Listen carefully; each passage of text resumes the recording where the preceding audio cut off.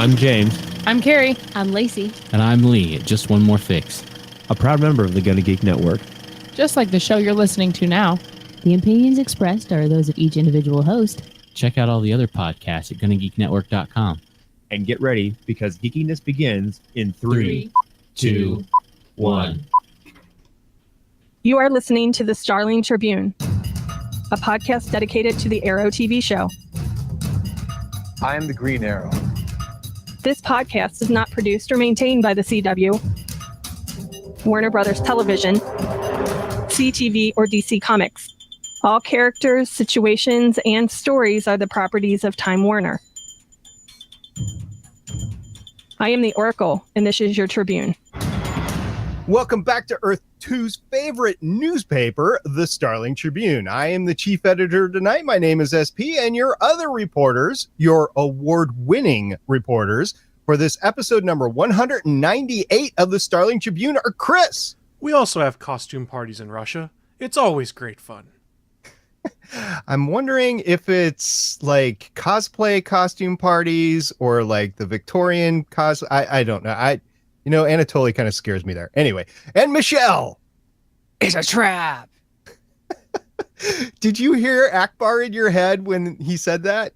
I always hear Akbar in my head when anybody says it's a trap. Even with the Russian accent, it's a trap. And yeah, it was Akbar. Yeah. Okay. And that was said by Anatoly again, right? Yes. Yes. You have picked Anatoly quotes to begin this episode. Congratulations. This podcast is recorded on Sunday, May 20th, 2018, live via geeks.live.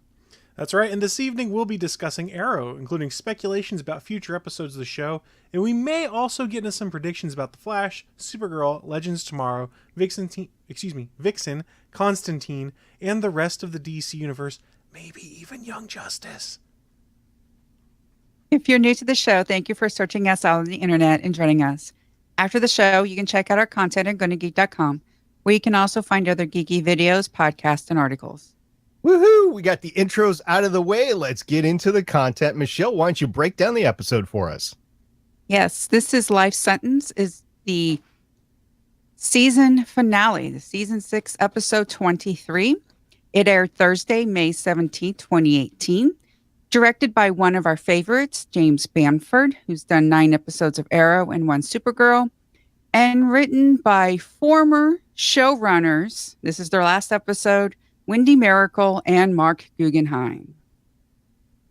Yay, last episode for those two. And okay, it's been a great 6 seasons. They got 6 seasons, and we'll see what Beth Schwartz brings to us next season. So we always run down the ratings for the episodes on the CW, which is in the hashtag Arrowverse every week. And we're going to start off with Supergirl, who this week on the 14th of May, 2018, aired the 18th episode of the 3rd season titled Shelter from the Storm.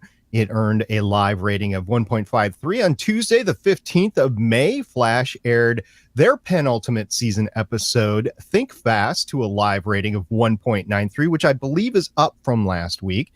And Arrow, of course, with this episode of Life Sentence, aired to a live rating of 1.35, which I also think is up from the low ratings of the season, but it's down from the first episode of the season, which was 1.52. So not too much change, but we did see a dramatic drop in the second half of the season. So what do you guys think about the season ending ratings of 1.35, Michelle? I'm just happy it was over 1. It being lower than the premiere is not surprising considering how off the rails this season got and what they did to the characters. Indeed. I think this is a good reflection of what happened in the season, although I'm kind of surprised it's up so much, but more power to him. Chris, what do you think? They needed these numbers to bump up, especially after we had, 2 sub-1 episodes? Now, granted, there are extenuating circumstances, it would seem, but still, this is a bump up you need, and it shows that there was at least some excitement from the fan base to see how how this season was going to end. This is not season 2. I don't know why I said that. Season 2 is like the best season. I know. This I'm is not having the best wishful season. flashbacks. I'm like, Slade. Slade. We'll talk about Slade later. So, Michelle, what was the overall theme of the episode, which is encapsulated with the title Life Sentence? Well, Oliver went to the FBI and agreed to admit that he is the Green Arrow in exchange for giving everyone immunity and for the FBI to help take back the city, which they do. Right from the beginning of the episode, the FBI and Team Arrow go in and take back the SPCD. And Chris, why don't you go over some of those fight highlights?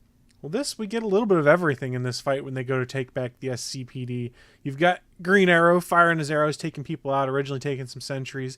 Black Canary getting the canary crying, using her bow staff to whoop some butt. Curtis has got his T-spheres out, of course. He's flinging them around, whacking people with them. And then even the FBI comes in, guns a-blazing, backed up by Diggle and Rene. It's action-packed. Everyone is here except for the folks they're looking for, that being one Ricardo Diaz. So they take out all of Diaz's thugs, but without finding Diaz. That's true. Now, question for you, Chris. Did Diggle and Rene, were they in the basement of the SPCD or were they at Diaz's hangout? They might have been in Diaz's hangout. Is that where they were? Yeah, Like- I think that's where they were. Oh, okay. So they were in two different locations. It really wasn't clear about that. But anyway, there was a lot of action. You could tell right away it was a Bamford episode. Yes, the quick cuts, it felt very John Wickish, for lack of a better term. Well, true, but then you just experienced wave after wave of the FBI and the Army guys. I assume they're Army guys coming in and helping to take out the SPCD, and I think it was, or SCPD. And I did enjoy the fights at the beginning. It just reminded me of why I liked Arrow. Now, was it the ultimate fights ever in the series? No, but it was close. Like if the ultimate fights were like a 10, I would call that fight a good 9, at least an 8, but definitely. So that's where I am, 8 or 9 on that fight. I agree.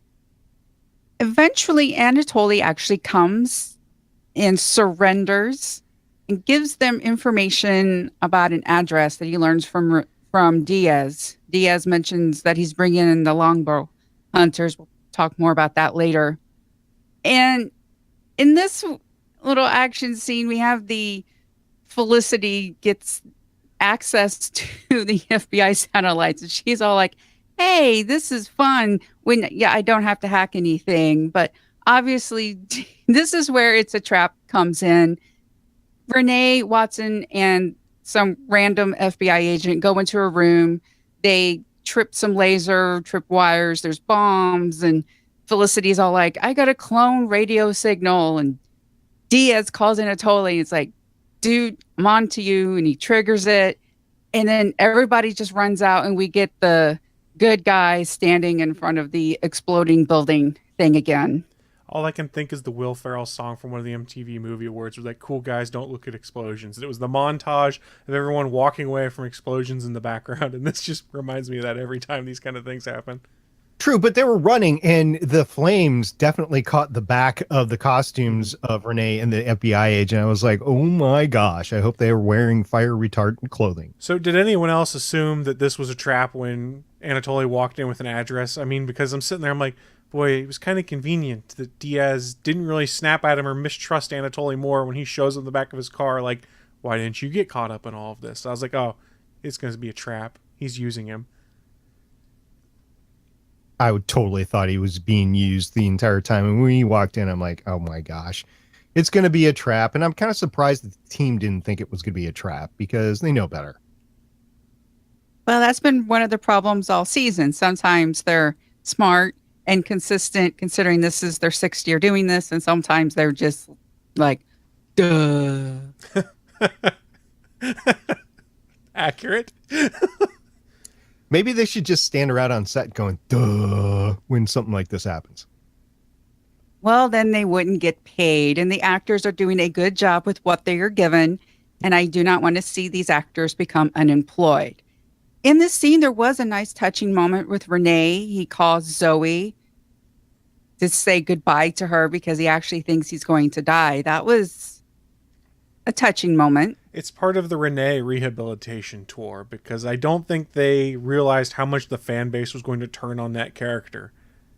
If you start going back and look at the interviews that Wendy Miracle and Mark Guggenheim did, they seem kind of confused how there was so much dislike of New Team Arrow. So you've noticed an emphasis these last, 2 or 3 episodes we've been watching of trying to rehabilitate their images. And this was a good way to continue to do that with Rene. Be like, hey, reminder, he's got a daughter, he cares about her. Let's tug at those heartstrings a little bit by getting him on the phone, talking to his daughter, saying goodbye, trying not to let her know that he thinks he's about to die. I was just going in my head to Curtis being Papa Curtis now, where I went with that phone call. I didn't think about the rehabilitation of Rene, and we'll talk about that later.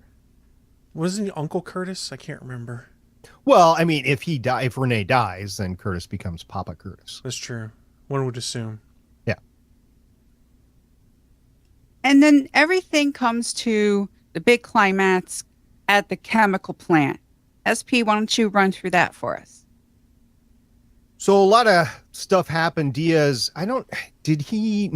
so he shoots at Laurel, but he ends up shooting Quentin instead right before everybody shows up. And because he's trying to get Quentin on camera to say that FBI needs to leave the city, if you're going to rough up the mayor to get him on camera, to tell the FBI to go, the FBI's not going to leave because they're not going to believe it. So I had a little issue of that little plot line, but okay. It was a device to get Quentin to save Laurel, to get in front of that bullet, to ultimately die because Paul Blackhorn was leaving the show. And after 6 seasons, he's got a bad ticker. He's done wonderful stuff, and he's the last of the adults that we started the season with, or the series with. I think it was an okay for him to go, but we'll get to the hospital room later. So Team Arrow is working with the FBI, lots of fights. It's like the fight at the beginning of the show too. And the big thing that I took out with this fight was the 2 canaries working together. Now, we never got them to cry together, like a super cry. That would have been cool, but they did go back and forth, crying back and forth to get Quentin out of the building. So that was pretty cool. And then, of course, we had that rooftop fight between Oliver and Diaz. It's at night. Chris, was it raining or was it just wet? I think there was rainwater collected on the roof, but I really like the effect of them like flinging each other around on the roof. And as they roll, you see the rain just flying up in the air. It's a cool effect. I like it. Chris, were you surprised that the fight lasted as long as it did between Oliver and Diaz? So I was at first until we started to get the fight wrapped up, or after the fight rather, when he talks about Felicity put the sniffer on his suit so he could get the copy of the USB thumb drive.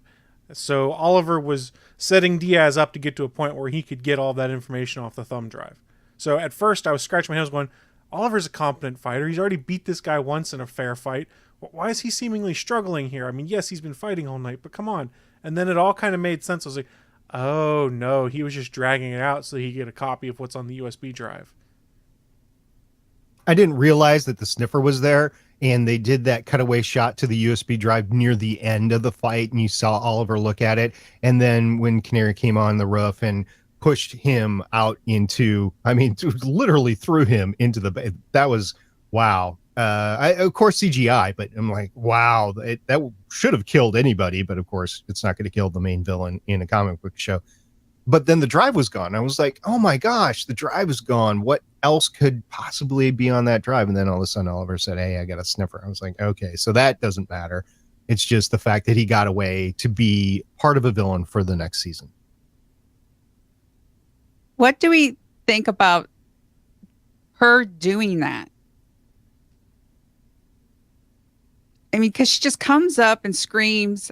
She didn't do events, which, liquefying the brain and seeing the dead bodies. She just screams at him, and he goes off the roof. It's a little bit short-sighted, in my opinion, because it's not going to kill him, and she should have known that. I mean, she really wanted to kill him.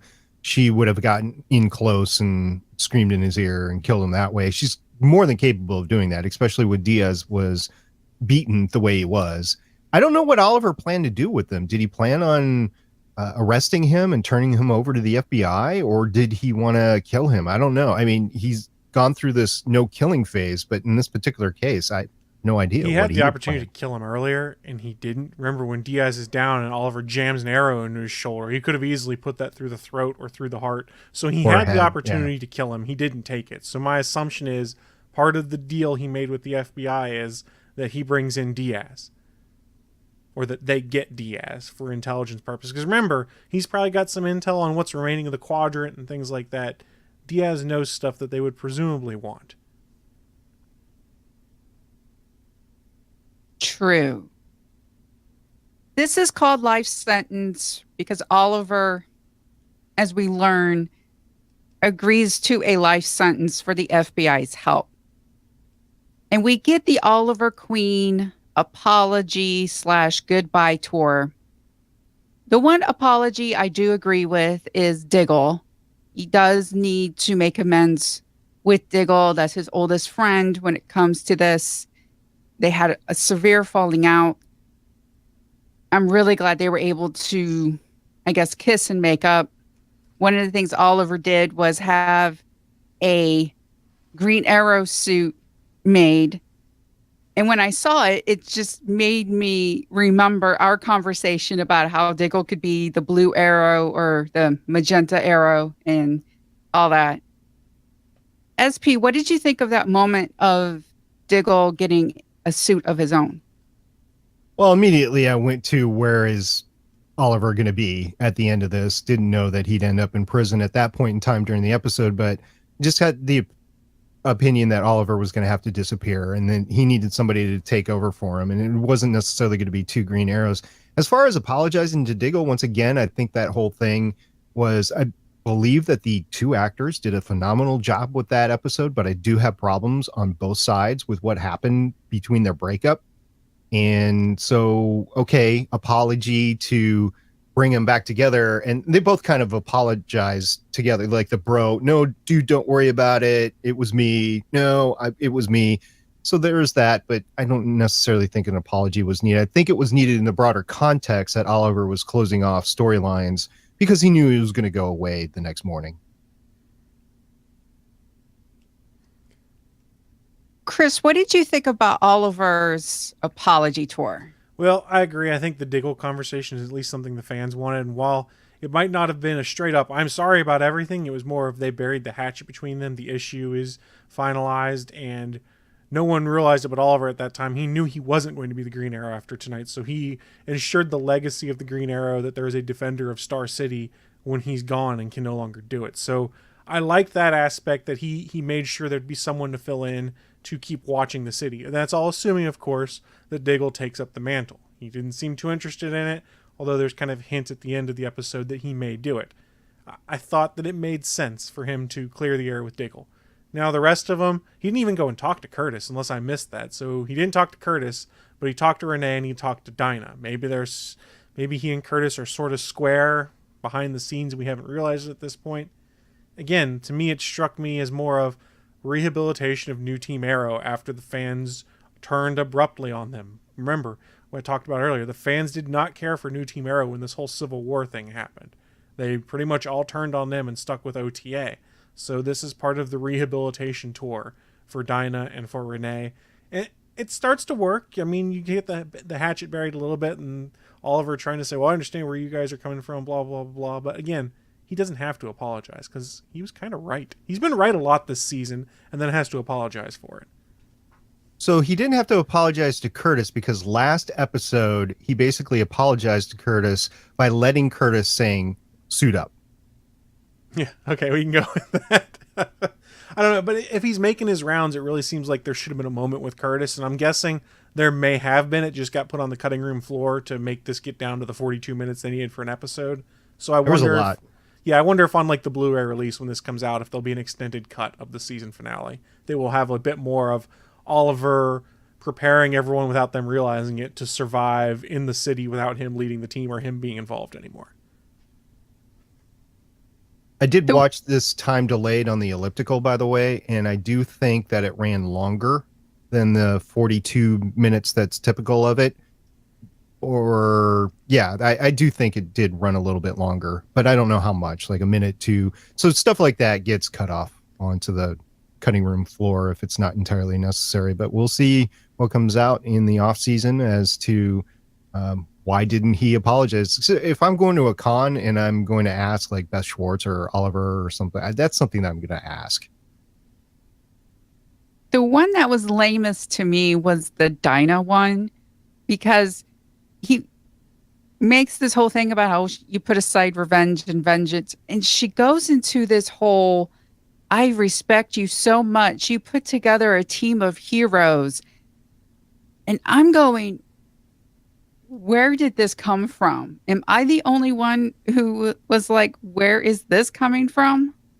Nope. I completely, it was actually, it sounded a little condescending to me at the beginning from Oliver to her. Like he was just pandering to her during that apology.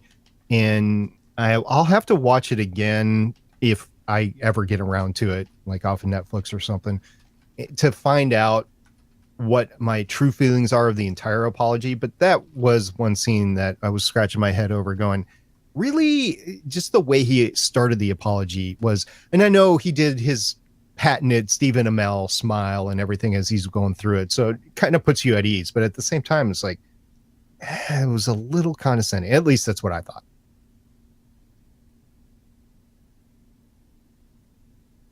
After 6 seasons, gentlemen, you are correct. Quentin dies.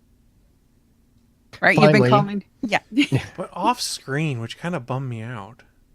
Was it off screen? No, he died right there. Oh no, yes. Yeah, he seized on the table. So again, comic book logic, we never saw the body. It's all an elaborate ruse from Ricardo Diaz to bring Paul Blackthorne back if his new show doesn't work out the way it needs to. There's a backdoor way we can bring detective / mayor / captain / unemployed drunk Lance back.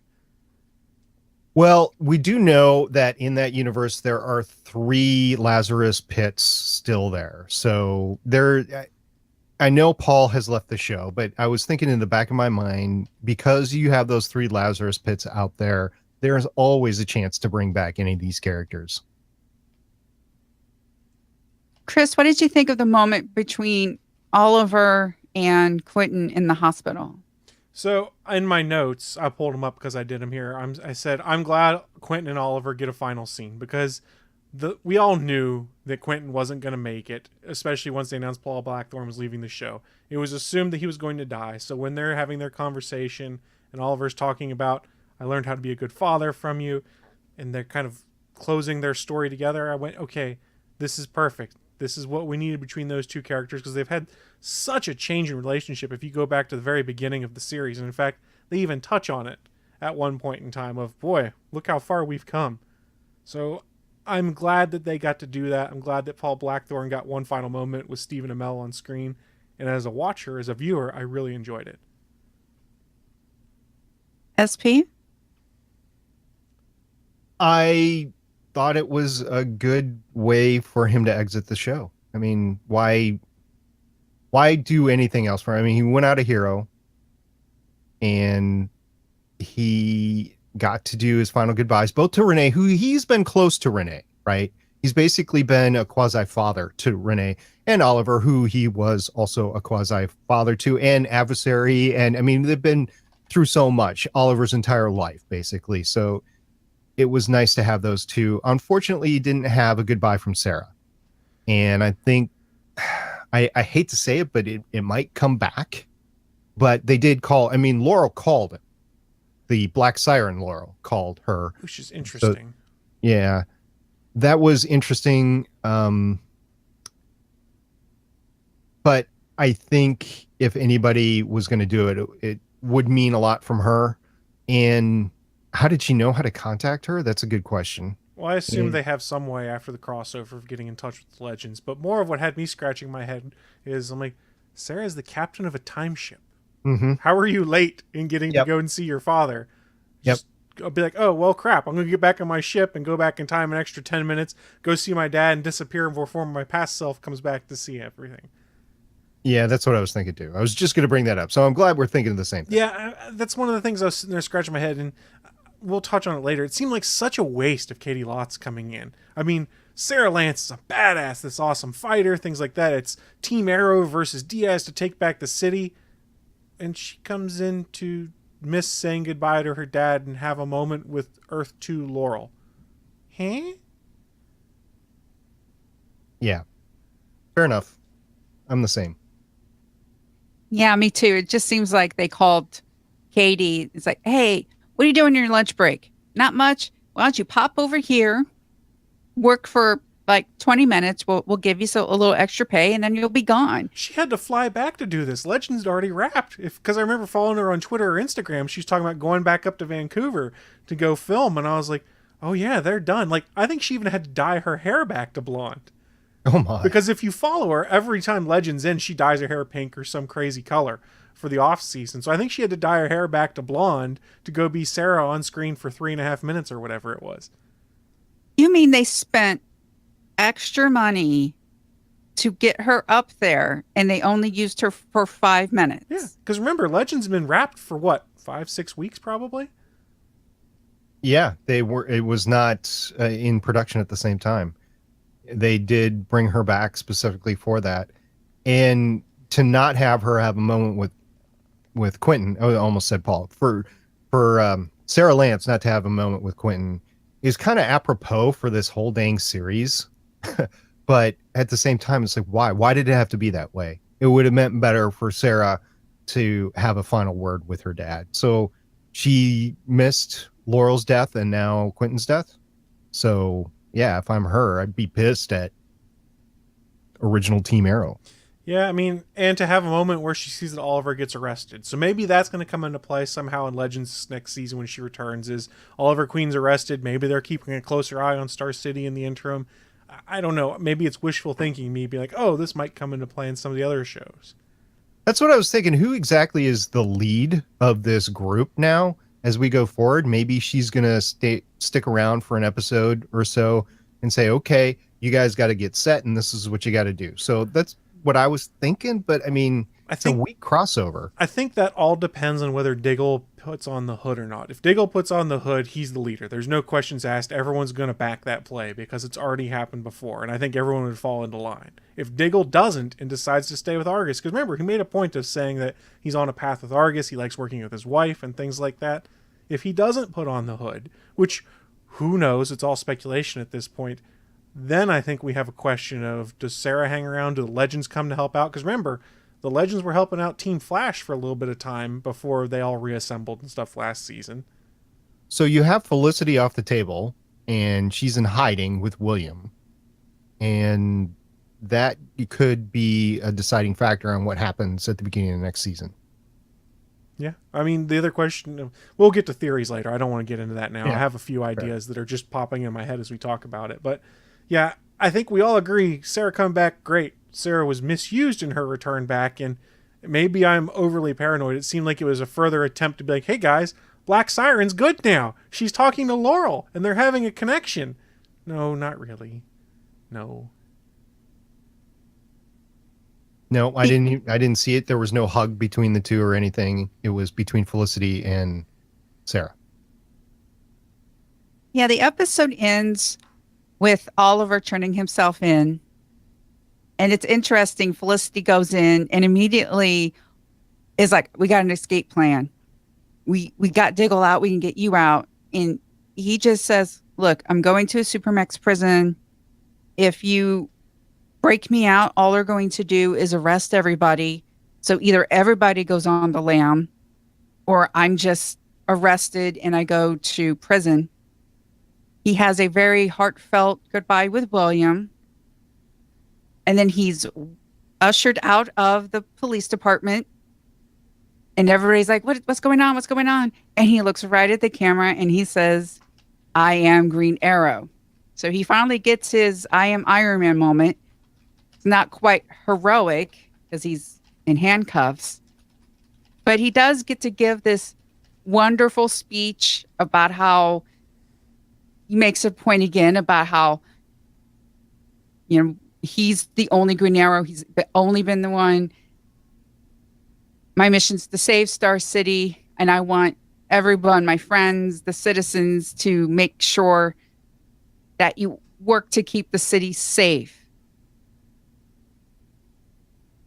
When we think of that moment, SP, what did you think during that moment? First of all, I was right that the federal law came in and charged him. So I was right about that. I said that a few episodes back, that even though the local case was done, the federal case was still out there. So there's that. And the federal case is a lot more stringent on the penalty. So I'm not surprised at this life sentence, quote unquote. The speech itself was pretty cool. It was his Iron Man moment, but it also flew in the direct face of everything that he'd been trying to do to keep his family safe. Now, he's made plans for his family to be in Argus custody, but I don't necessarily think that's a livable thing. And he doesn't end up with a life afterwards. And he says he needs to atone for things that he has done, that he made mistakes about his city, and he made mistakes with the Team Arrow, and that justifies this life sentence, whereas just a couple of months before, he was fighting for his existence. So it's a little bit of a flip there, when I did not see the change in character to get to that point. So scratch my head over that. Chris? So I liked the moment. To me, it felt like a combination of Robert Downey Jr.'s I Am Iron Man moment from Iron Man, and then the same kind of montage you got at the end of Winter Soldier, where they're wrapping up Hydra agents and stuff like that while Black Widow's on the hill. I liked it. I really liked how they cut to all of the bad actors in Star City getting rounded up. We kind of predicted this was going to happen. I like the fact that Stephen Amell gets to give a speech to the city, and his one last act he can do before he goes in there is to try and inspire people and to clear his friends. I mean, they're making a big point of this. Colton Haynes is coming back. This is twice now they've cleared Roy Harper of all association of being the Green Arrow. It's for a reason, and I like it.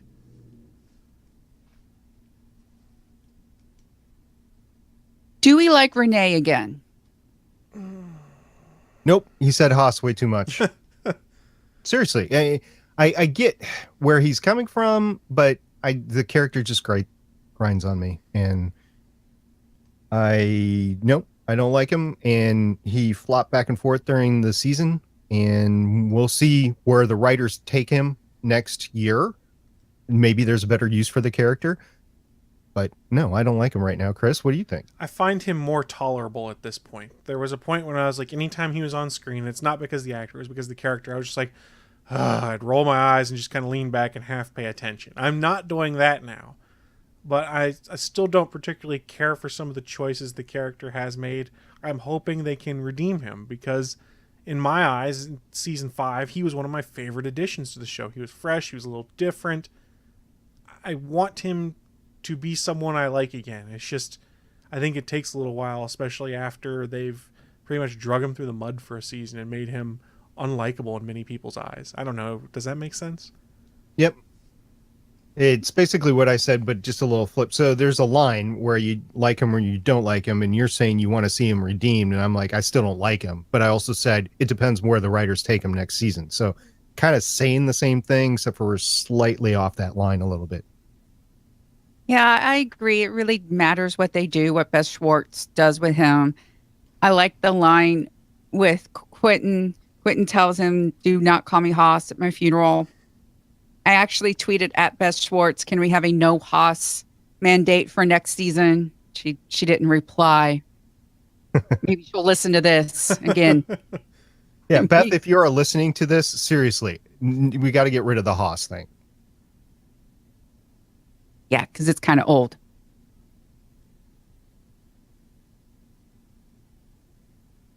We have not hidden the fact that we are not exactly completely happy with this season. A quick yes or no. Is this the worst season of Arrow? No. No, but just because the season finales are a little bit different. Because the whole thing of the missile coming into Star City, that was terrible. And the fights in the streets and everything with Dark, that was a terrible season ending. but the seasons themselves aren't much different. So that's the only differentiation is the season finales. Yeah, it ends on a better note than season 4. Season 4, I think we could all agree, is the weakest of all of the seasons of Arrow. I think season 6 started with a lot of promise, and then it kind of tapered off, and we got into Civil War and soap operas and weddings, and away from what we like in this show and what drew me to this show originally, which was badass fights and stunt work and a dark theme. Yeah, I don't think this is the worst season. It's inconsistent, but I do agree. Season 4 is still, to me, the season that shall not be named. Almost kind of want to forget about it. It's the Lord Voldemort of seasons is what we're saying. The season which shall not be named. But like I said, I don't think this season is that much better. I just think it ended on a better note. Yeah, but I think that helps. Yeah, sticking the landing is part of it. Well, we're going to do a sort of like season wrap up since, this is the finale. And we're going to start off with, let's just get it out on the table, what we didn't like. And I'll go first. We mentioned Sarah not being in the episode enough. I'm still wondering how Diaz was able to do all of this. I liked Kirk Acevedo as the character. I still have no idea how he could have done this. It has to be more than him taking Caden James' list, because in his episode, he said he had a 5-year plan, and I have no idea. Also, how awful is the U.S. government in the Arrowverse? It's terrible. I keep bringing that up. Completely forgets about Star City being cut off. The FBI needs to be basically bribed to come in and help this city and all of the millions or hundreds of thousands of people that are left. Awful. And then I think it's interesting how we've gone from a bat checklist and then into this season, it's almost like a Marvel Captain America Civil War checklist of what they've done.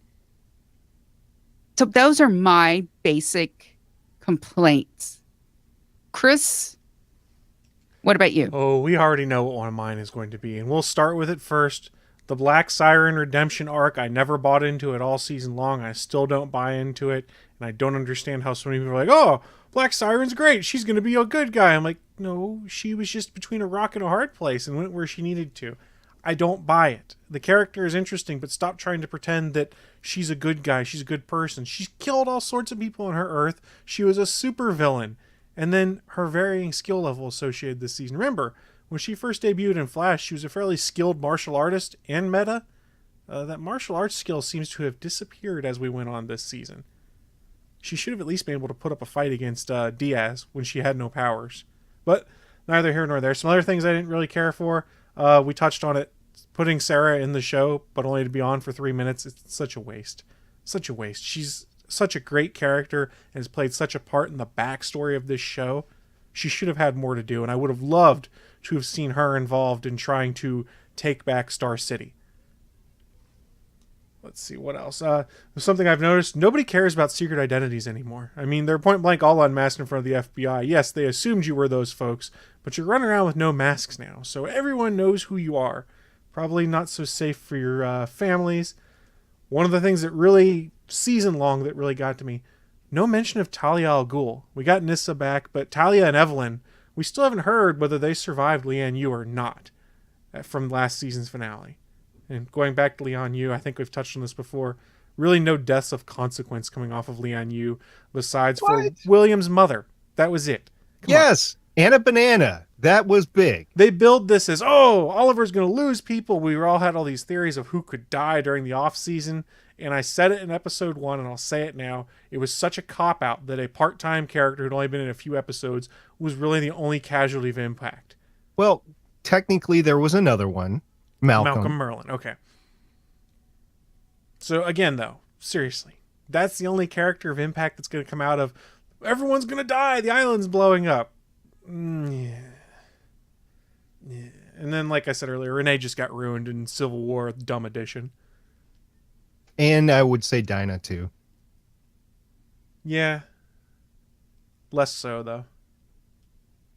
SP?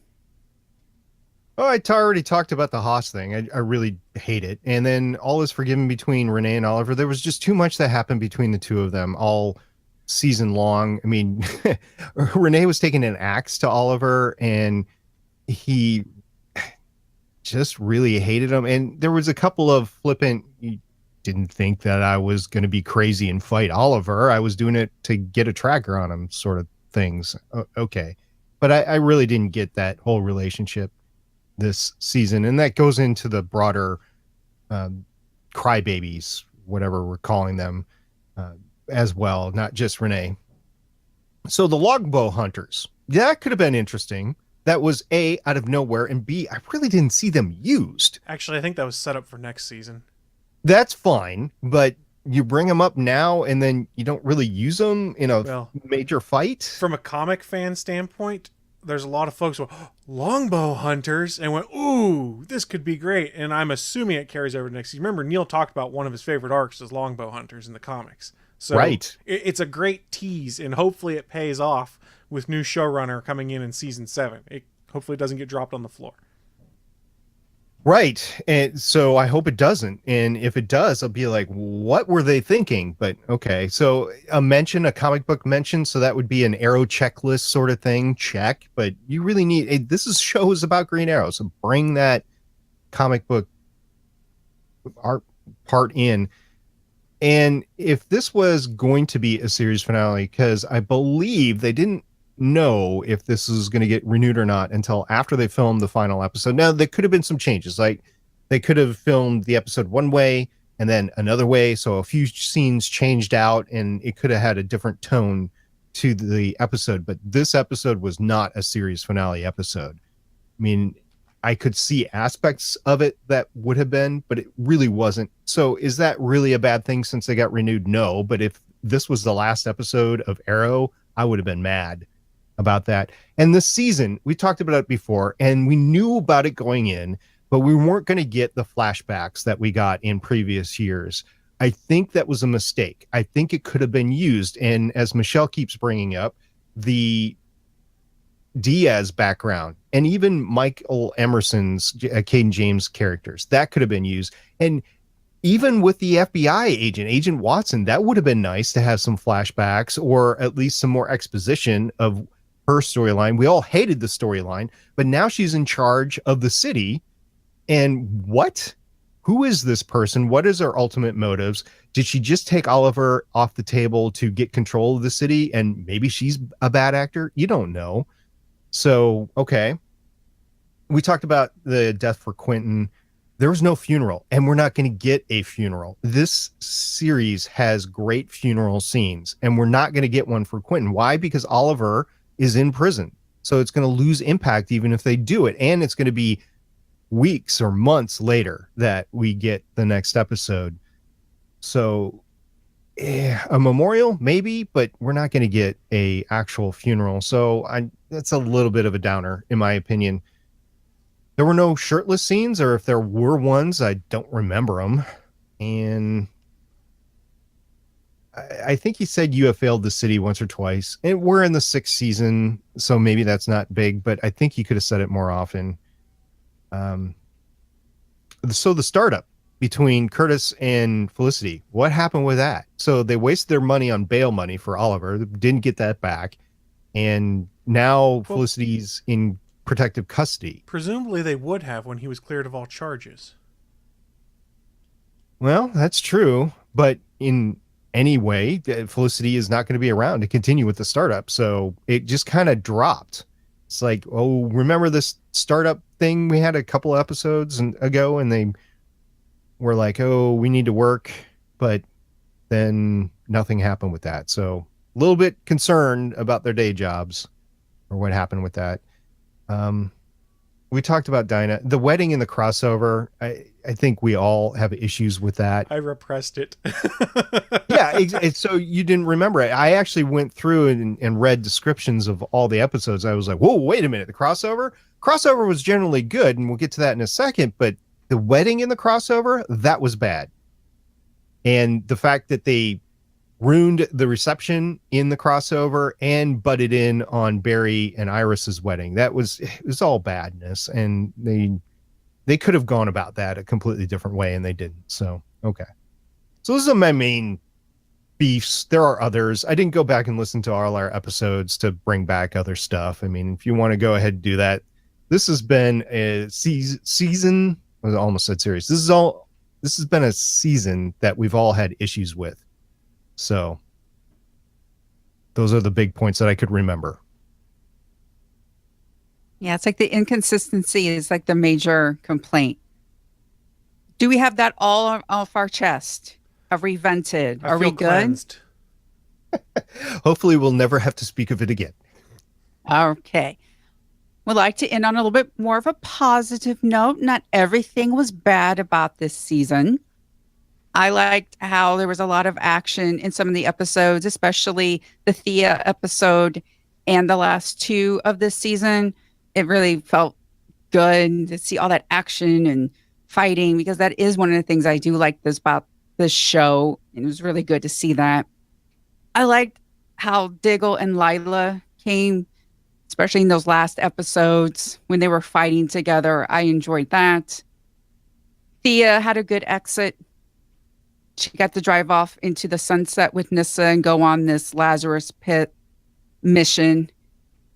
And I like that Anatoly is not only seems to be back within the fold, but he lived.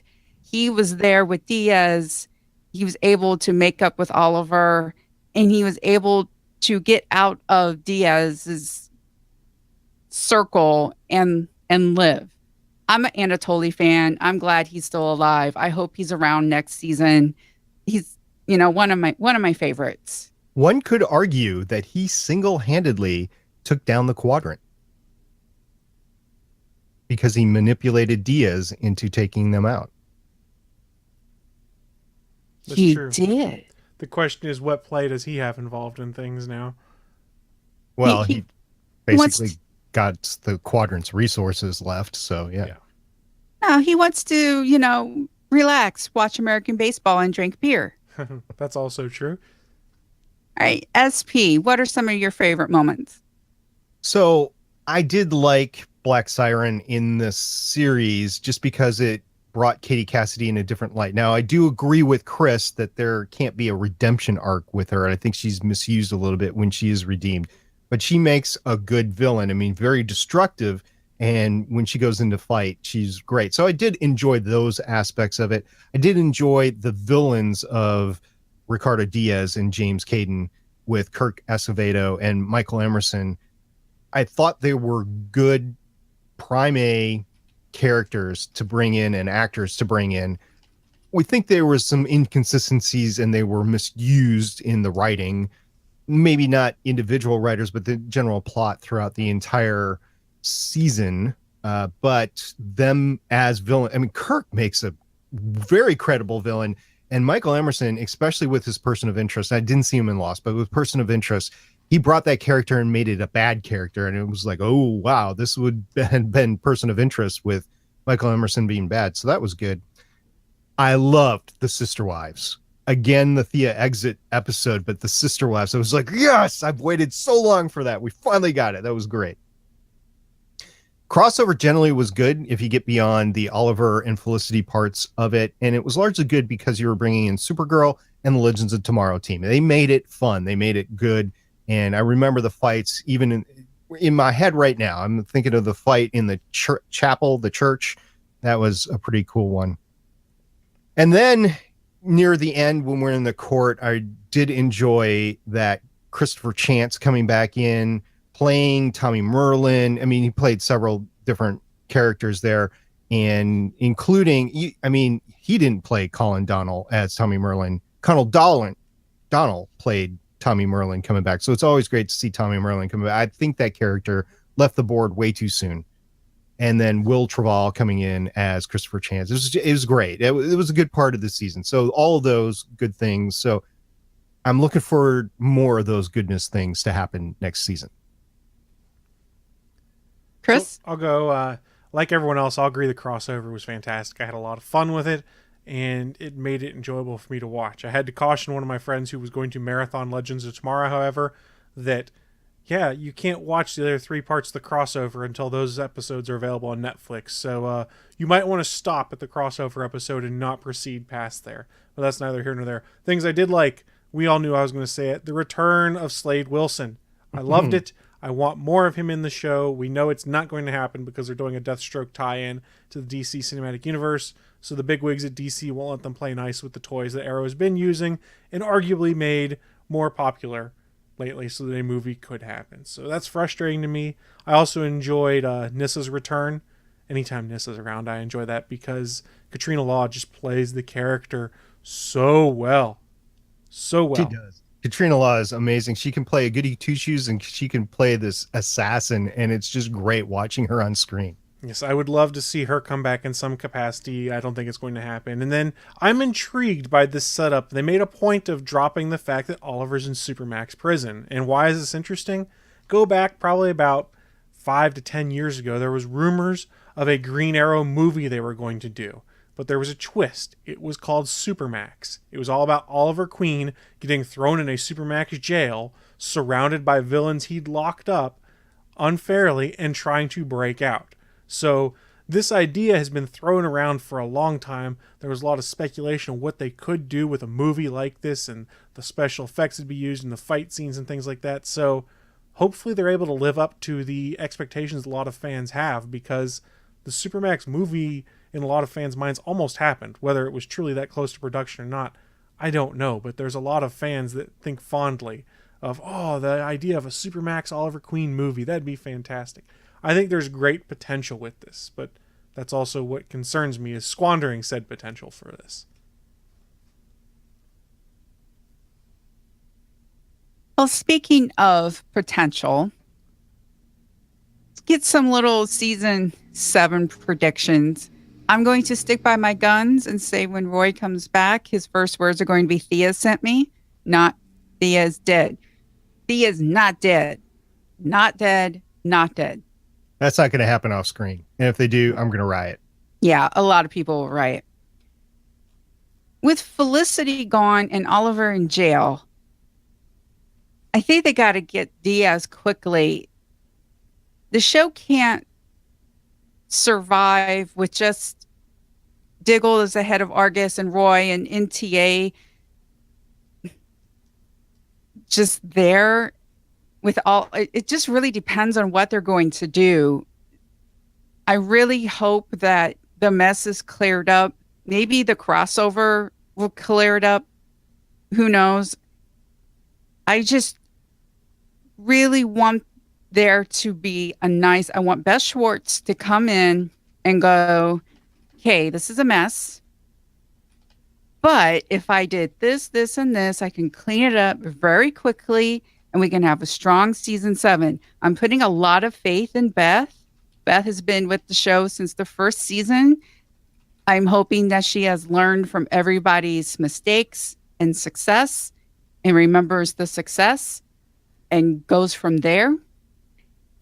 And I'm hoping that the villain, I'm kind of hoping for not just one big bad, because if you have one big bad, you're like, well, every plan's going to fail until the season finale. So I'm hoping for just better bad guys.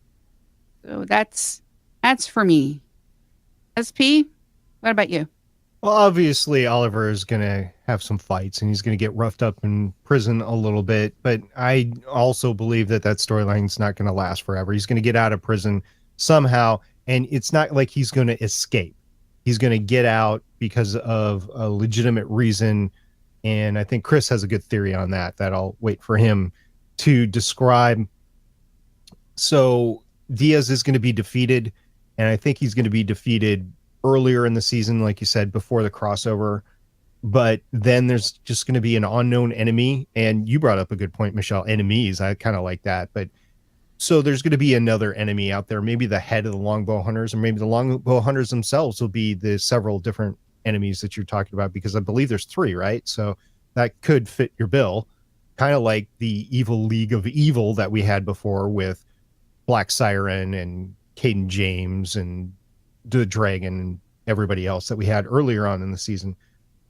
Now, if the ratings don't improve, you're talking about the 7th season for Stephen Amell, and he's been on contract from an early. They probably renegotiated, but when he originally signed up, he signed up for 7 years. This is going to be the 7th season, so there is a possibility that CW will cancel Arrow because they will lose Stephen Amell, and he is the Green Arrow. So I think that plus the low ratings could drive the show to cancellation. Now, I've said that before. I thought the show was going to be canceled this year for sure, and it wasn't. So if we get another season, okay, as long as it's a good season. So Beth, you have your job cut out for you. Beth Schwartz, I'm talking directly to right now if she happens to be listening. And I look forward to what you have in store for us later this fall. Chris? So I think we're going to have to deal with a couple different big bads. And arguably to start the season, there's going to be some antagonist in the prison that Oliver has to deal with, be it a dirty warden or a criminal that's running the gangs inside there or something like that that Oliver gets involved with and causes him problems that will lead to him getting the tar kicked out of him a few times before he somehow comes out victorious. There's also Diaz on the outside world to still deal with, which is going to be whatever the team's name is, problem to deal with. So I think we'll have a couple different villains in play, and maybe they'll link them in some way. I'm not sure. I think that Diggle's going to be the Green Arrow. They shadowed it by giving him the costume, by having him look at the costume when it's all said and done while he's in Argus with the case open, arrows in there, and the uniform. I think he's going to do that. I think Roy's going to come back because either Thea sends him to help because Oliver's in jail and they know the team's going to need help, or because he decides he needs to come back and help in some way, shape, or form. But we all know Roy's coming back. He's coming back to help Team Arrow, and he's going to be backing up the team until Oliver gets out, and then presumably will stick around. So you guys hinted at it. I don't think Oliver's going to be in jail for long. I think if it goes 2 to 3 episodes, that's about as far as they're going to go with it, because every time this show promises something long-lasting or monumental changes, it doesn't really stick for long. What I hope they do is keep him in jail for the first third or half of the season. Do something ridiculous, which is Oliver stuck on the inside, and do a very interesting arc on that. There's a show I really like called Suits, where they did a similar twist on this, where one of the main characters went to jail, and you expect it to take like 2 or 3 episodes until he gets out. No, they took the first half to 2/3 of the season before that character got out of jail, and it really shook up the dynamic of things, and I really enjoyed it.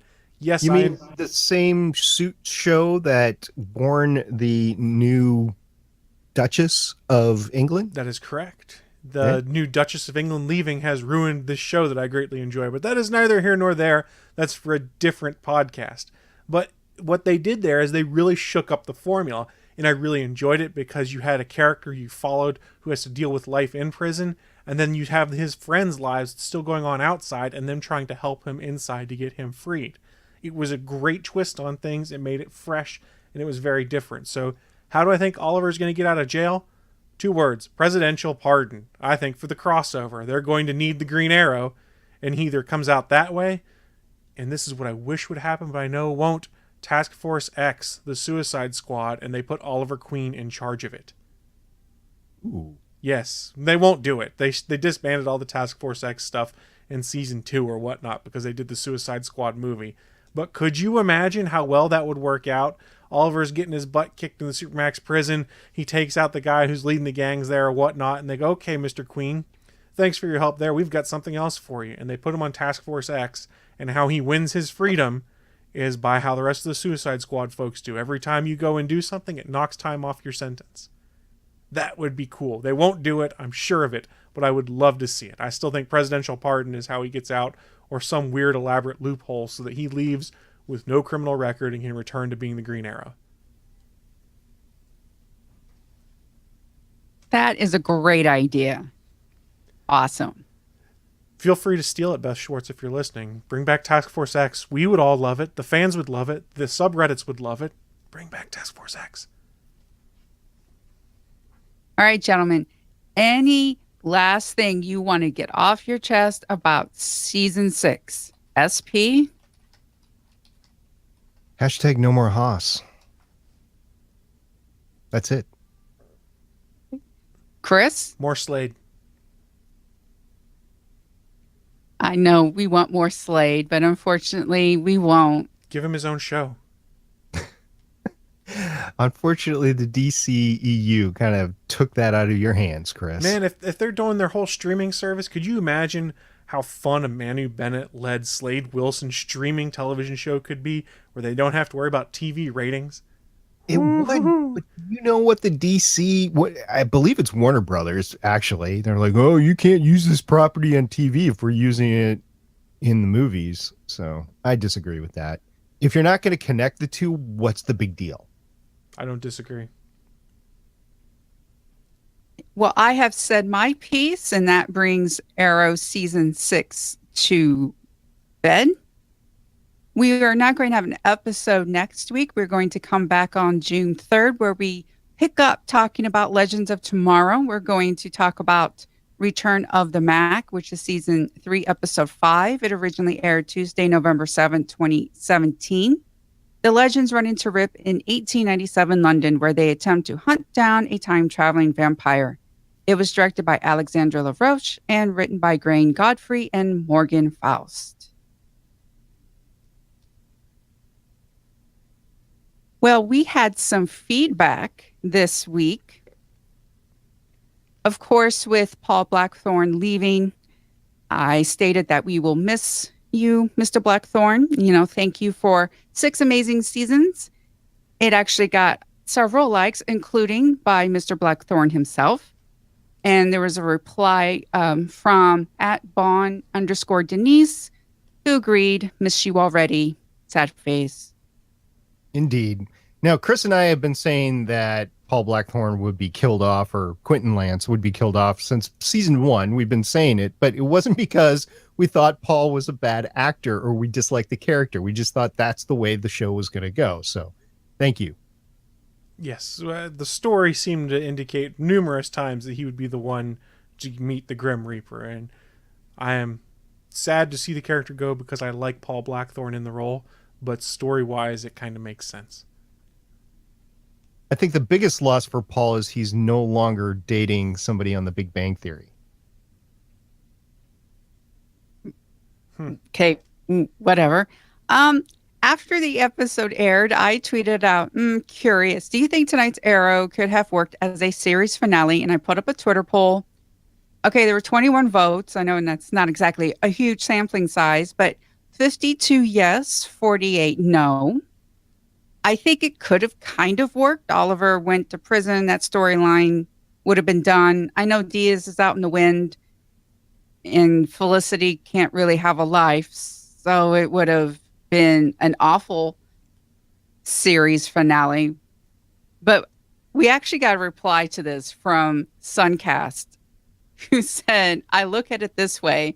When a show has become a dumpster fire, any season finale will work as a series finale.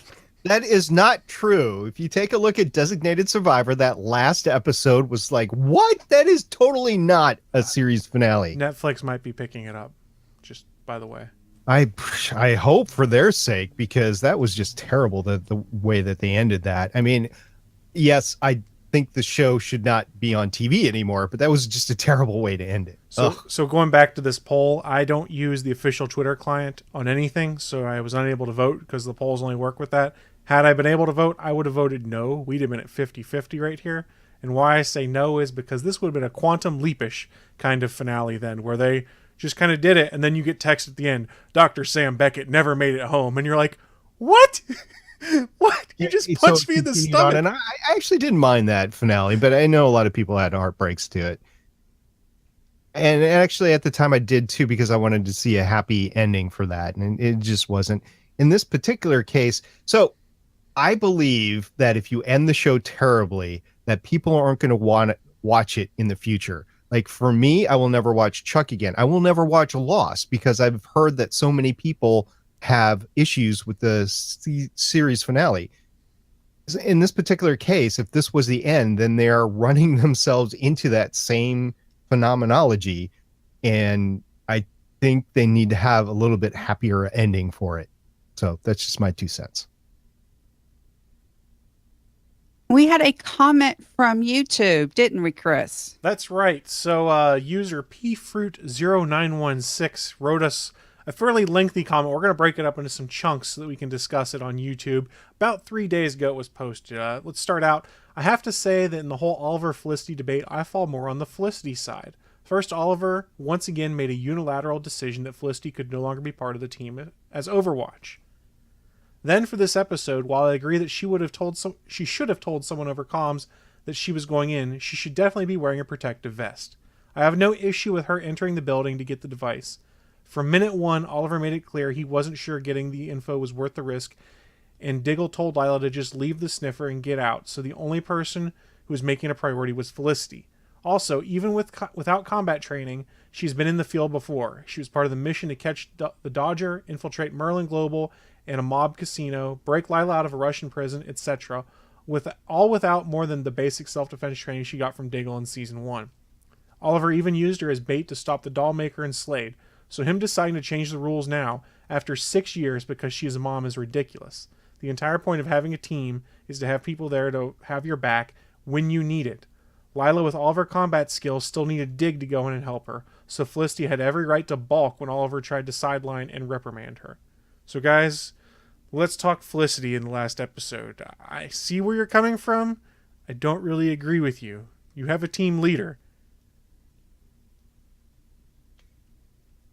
Yeah, so as far as Felicity going in and with the basic self-defense, and she's been in combat situations before, they actually need to bring her up to the point where she can be a adequate field operative, and she is not right now. She is a liability. She was a huge liability in that fight too, by the way.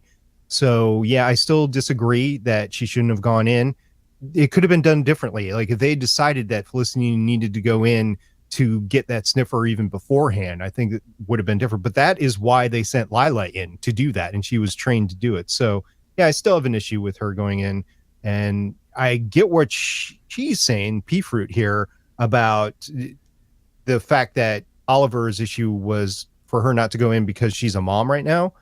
Okay, that is a little bit of an issue, and that's not the reason why I wouldn't want her in there. The reason why I wouldn't want her in there is lack of combat training. Well, there's that, and a lot of the circumstances that came up before were controlled situations where they had a little bit of an idea of what was going to go on. This was walking into the hornet's nest and kicking someone and seeing how the hornets get stirred up and what happens. I mean, they literally went to where all of Diaz's thugs were, where all of Diaz's henchmen were, and started a fight. I think it's slightly different in that regard. I think the argument just because you're a mom you shouldn't be doing it was overplayed. I would agree with that. But I think it made sense tactically to be like, and it should have been described better, without being able to fight, you're kind of a liability. And especially more so, than we mentioned there, without telling anyone you're going in the room and someone just sees you and has to save you, that's a huge liability. You need to make sure the team is aware of what is going on. Yeah, that was my biggest complaint. After all this time, and Felicity being Overwatch, knowing how important comms are, just a simple, like, I'm coming in, would have just changed the complete situation.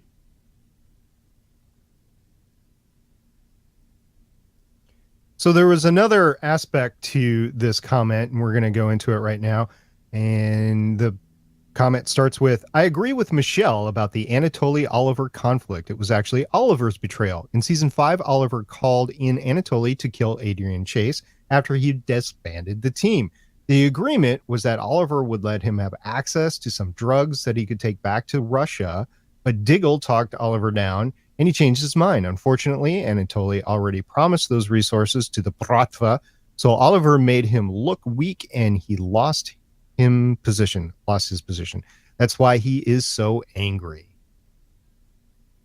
I will say, okay, I understand that, but again, Anatoly wanted more and actually was trying to run the city's criminal activities. So, yeah, I disagree with that. Because, again, he was promised. Okay. Yeah, but there's a difference between taking a little bit and taking a lot. I think Anatoly was taking too much. But Oliver betrayed what it means to be Bratva. Yeah, Oliver kind of used the Bratva only when it was convenient for him for many seasons here, it seemed like.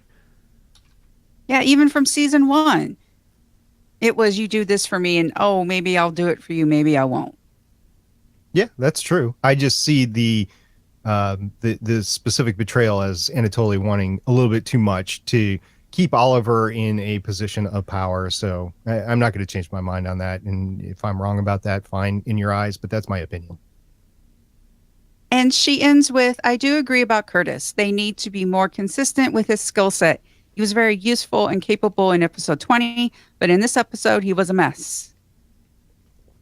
That's just recurring with Curtis. I don't think they know what to do with him sometimes. And it varies. Yep, Yeah. I agree. Yeah, they need to really work on consistency. Because he didn't get to do a ton this episode besides the first fight in the police station, really. I mean, he didn't even get, we touched on a scene with Stephen Amell as Oliver's doing his farewells. So he was there on the periphery of things and never really got pulled in that well. I don't know. Maybe we're overanalyzing it there. No, I made a note of that too. When I was doing my show notes, there was this big old blank under Curtis's name, and I realized there was no moment. He was just there. That's what I ended up putting there. He was there. He broke up a very adult romantic type conversation or marital type conversation between Oliver and Felicity in the hallway. That was about it. There you go. So thank you, P-Fruit, for your comment. Please feel free to post more YouTube comments, and we will gladly bring them up during the feedback portion of this show. Yes, I'd like to thank everyone who does interact with us. I appreciate it a lot. So do the gentlemen. Well, that is all the feedback that we have. And we talk about inconsistency when it comes to Arrow. But when it comes to the Gonna Geek Network, we have consistent quality, don't we, Chris? That's right. We've got a lot of shows in the network, all really good shows. And we can't talk about all of those shows each week because we'd be here forever if we were going to talk about the 25 plus shows in the network. But what we can do is give you a little taste of another show in the network and say, hey, you guys might want to go check this one out. And this week we're going to talk about episode 131 of Better Podcasting, entitled Making Time for Other Things. Whether it's something with the family or something independent, there are many benefits that come from making time for things outside of your podcast, some of which actually benefit your show. Steven and SP run down these benefits as well as some tips on what makes a successful non-podcast activity. So go check out the latest episode of Better Podcasting over on GonnaGeek.com, and while you're there, feel free to take a sneak peek at some of the other shows we've got on the network. It's constantly growing, and you might have missed the addition of one more thing. But guys, looking at the time, it is time for us to start wrapping up this finale episode for the Arrow Season 6 finale. So thank you everyone who did participate in the chat room over on Geeks.live. And thank you to everyone who downloads the audio version over at Starling Tribune or catches the replays as they're available over on the Gonna Geek YouTube channel. If you happen to have an Amazon device like an Amazon Echo or an Amazon Dot, you can now enable our podcast as a skill. All you have to do is say a word, whatever that activation word is, a word, enable Starling Tribune skill, and you will be able to have full player control of our podcast on your device. It's very different than the tune-in capability or the inherent Amazon capability. It's more unique. So go ahead and enable us as your skill. And remember, you can always catch us live as we record at www.geeks.live at 6 p.m. Eastern and 3 p.m. Pacific on Sundays. We would love to hear from you. We are the Starling Tribune on Facebook and Instagram, at Starling Tribune on Twitter, and you can call us at 612-888-CAVE. That's 612-888-2283. Well, this brings us to the end of another great episode. Any last words before we sign off? At Stargate Pioneer. Hashtag thank you, Paul Blackthorne. At the Chris Farrell. Hashtag bring back Task Force X. And I am at Michelle Ely signing off with hashtag looking forward to season 7. Oracle, I think we're done here. This was the Starling Tribune.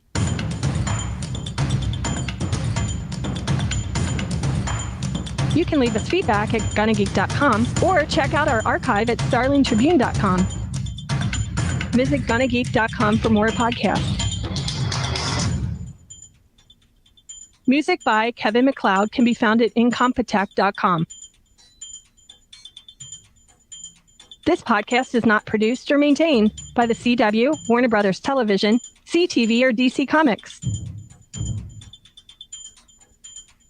All characters, stories, and situations are the property of Time Warner. No infringement is intended. We will see you for the next episode of CW's Arrow.